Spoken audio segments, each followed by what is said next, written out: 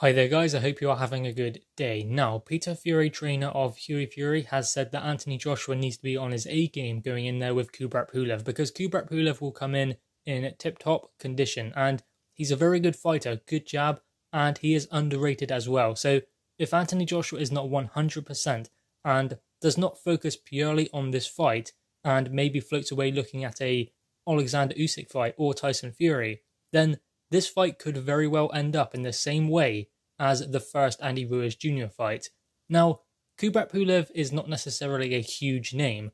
Obviously, link his name to Anthony Joshua, and he is. That is why maybe he is being underestimated.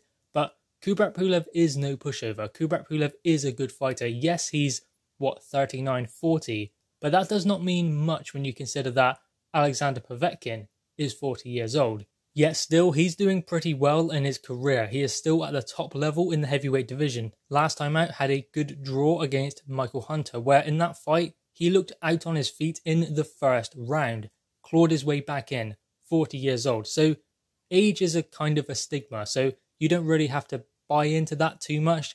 The younger man you're always going to kind of edge towards, especially when he's the more skillful, more powerful, more proven at the top level. Yeah, you can go for the younger guy, but you can never really go on that alone.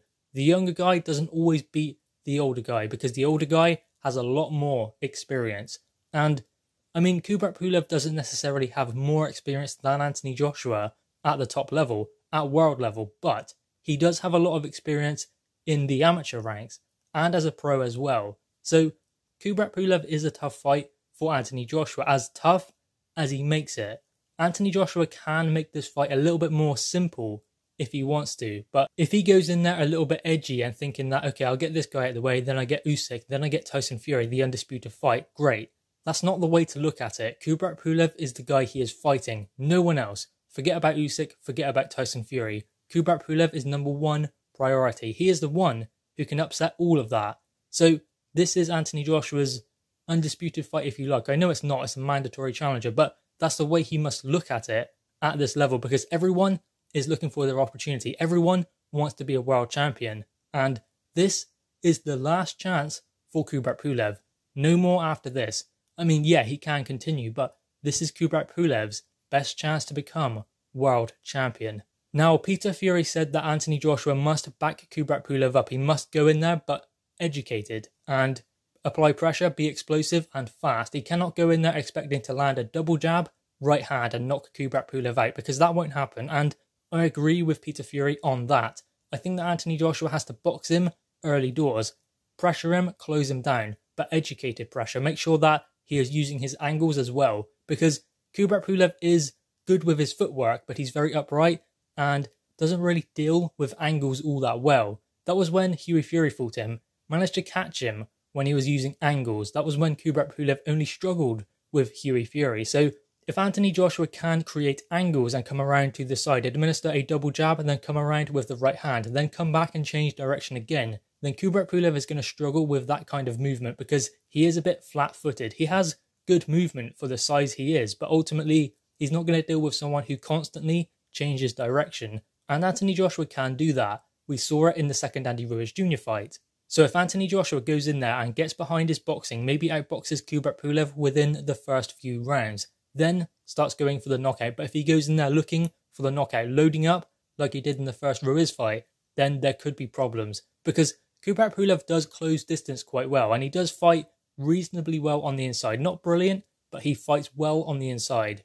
But Anthony Joshua is going to be the better inside fighter during this fight. So Kubrat Pulev can close that distance. He fights well at a long distance as well. That's where Anthony Joshua fights well as well. So they're both kind of well matched, but I think that Anthony Joshua is better in every single aspect. And that's not to say that Kubrat Pulev has no chance just because Anthony Joshua is better in every single way. That's just to say that Anthony Joshua is faster, more powerful, better jab, better movement as well, changes direction more often than Kubrat Pulev. And that is very important, because if you think about a guy who has good movement but only goes the same way, then eventually it's easy to kind of read what they are going to do.